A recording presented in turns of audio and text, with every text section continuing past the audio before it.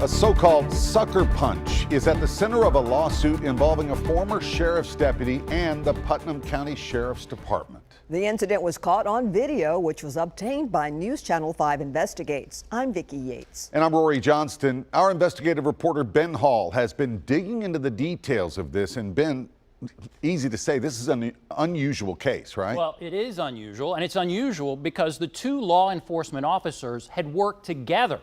Now there are claims of excessive use of force and lying under oath. Hey, go ahead and show me your hand, man. Cell phone video shows Here's my hands. Don't be drawing out on me. moments before the punch. Michael Hoover put up his hands as Deputy Justin Dew walked in his garage. Hoover's lawsuit claims the deputy then used excessive force by sucker punching him, causing broken bones in his face. And then he intentionally lied under oath to cover up what he had done. I've not done anything wrong. The deputy was there because a neighbor said Hoover assaulted her. The neighbor said there might be a gun in the house, but did not say she had seen one.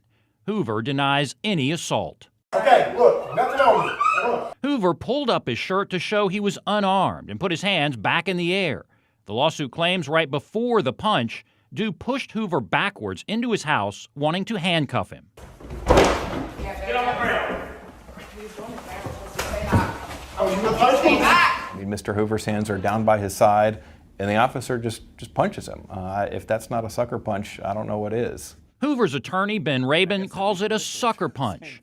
The lawsuit has still pictures from the video showing Hoover's hands down by his side when he's hit.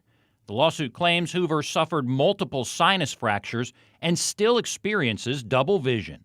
He's in his own home, and the question is there a reason for the officer to sucker punch him like that? But Rabin says this case is unusual because the deputy and Hoover knew each other. Hoover had actually worked at the sheriff's department, and he recently started a traffic control company that employed off-duty deputies, including Deputy Dew. The officer had worked for Mr. Hoover's company, and Mr. Hoover had actually stopped hiring this officer for jobs due to his work performance. The lawsuit makes that connection, but does not claim it's the motive. Get on the ground. You've done nothing wrong.